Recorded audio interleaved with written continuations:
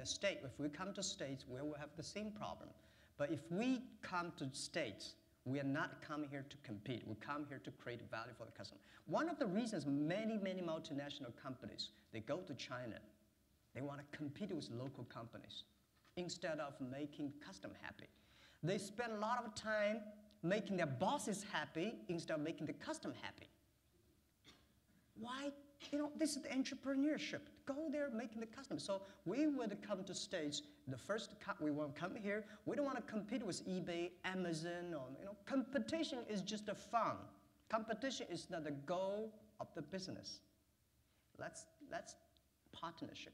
So we, the whole Alibaba management team, come to this time. We visited so many companies. We want to show when the bubble period, everybody thinking about the competition, market share, more revenues. No, let's cool down. Think about what we can do together. So we come here, we want looking for partners. We do not come here to compete. And my philosophy is that everywhere we go, let the local people partner be the leader. Unless he does not want to be the leader, we do it. If they want to take the leadership, support them. So I think we do not come here to compete with eBay. We come here looking for eBay if they're interested in working with us. And that's sincere. And I think China market is big enough. USA market, we come here not because we want to get more revenues, not because we want to get more profit. One of the main reasons that I think I see so many SMEs, so many multinational companies might be transformed into small pieces. Small companies. These are the companies may need to use the same service the Chinese SME, Indian SME, Korean SME want the same to use. So this is what come here. Yeah. Okay, question, let's see, it's hard for me to see, right here. Mr. Ma, now in China, the SMEs are facing a big challenge. Yeah. The Chinese government has announced a large program of expenditure to stimulate the economy. Almost none of this will get through to SMEs. Most of it goes into infrastructure and property. And a lot of people are predicting that this stimulus package will actually only lead to a short-term benefit because China's property and infrastructure sectors are already, some people might say, overdeveloped. You are the great expert in China on SMEs. You have $1.8 billion in the bank, maybe more. 2 billion. 2 billion. So what is your company going to be able to do to help to keep the SME sector in China healthy and growing? That's a good question. I think Chinese government today focus on the infrastructure, the big companies. I think I consider this as the first step. There will be more steps. One step we never own. To solve the problem, you take second step, third step, and fourth step. So this is first. Second thing, I personally have a strong confidence in SME. The SMEs, the good thing for them is they never had a bank loans before. So today they have no bank loans, so what? Most SMEs in China, in the world, live in terrible conditions. But at least I heard today from the world leaders, they are paying attention to SMEs. I'm not sort of trying to plead the government. I'm not trying to push the government to do the SME. I'm taking that, I'm saying that where we want to say, government, please do something. But meanwhile, I encourage SME to do something.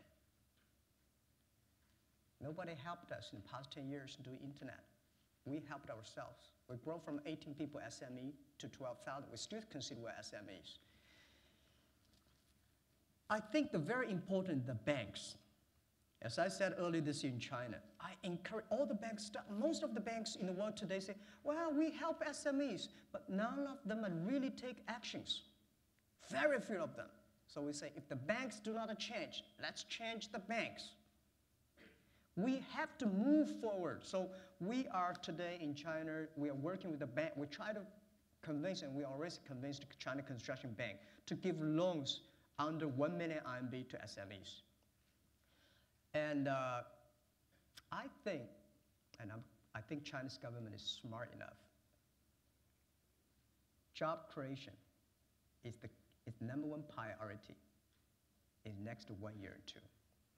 And everybody knows the private sector, the SME are the job creation, the engine.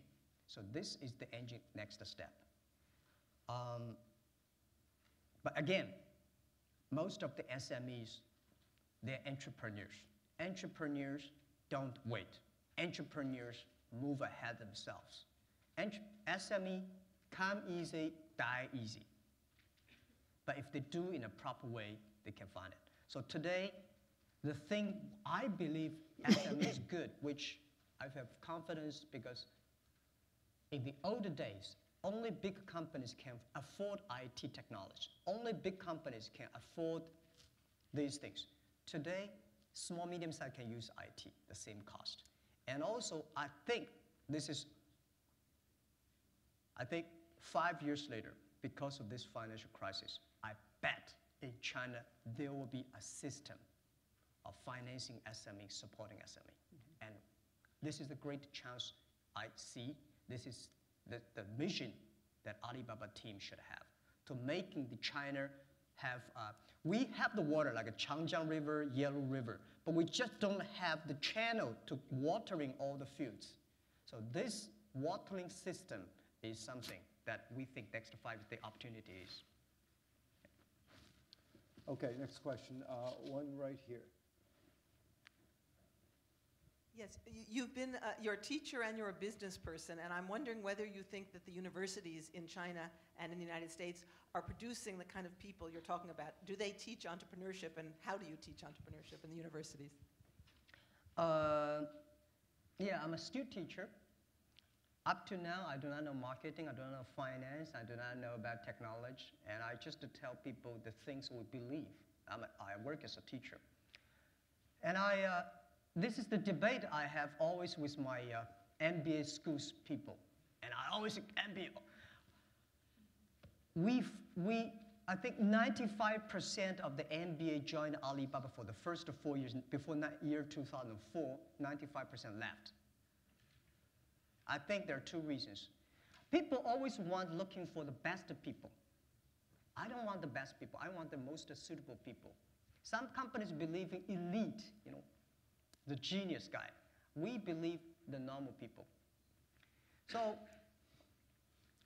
I think the MBAs, when the MBA school graduate join Alibaba, they talk about, oh my God, the big strategy. Everything they said is right, but everything they do is terrible. I don't know what is wrong. And the China education and Western American education definitely needs some change. So I call ourselves is like if you hire good people, but when you are not ready, it's just like you are buying a Boeing 747 engine put into a poor tractor. When it turns out, the tractor flies to pieces, and both sides are frustrated. So I think today, honestly speaking, entrepreneurships in the universities, they're not well taught, and they can't be taught. And I strongly believe, many professors tell me, no. We only teach you skills. We don't teach you entrepreneurs. I think they'll be taught if you want to. If the professors are really the entrepreneurs, they know how to teach. It's about leadership. Well, perhaps it's also by doing a master-apprentice relationship. You really become an entrepreneur by being an entrepreneur. I have set up Alibaba testing. We are testing ourselves. I think entrepreneurship can be taught. The professors can tell you why you're successful instead of opening a successful barbershop. He cannot teach entrepreneurship. He can teach you what the other entrepreneur is successful, but he cannot teach the entrepreneurship inside. So 20 years later, some school, maybe called Alibaba School, will focus on teaching entrepreneurship. Jack, do you think that in some way the economic crisis that we're all experiencing is going to help Alibaba because what you provide is what is needed in a moment like this, or do you think it will end up hindering your company? Oh, honestly speaking, I have never been that excited to see this financial economic crisis personally. It's not hurting others. I see it's a great opportunity to us, to whole human being. It's the growth.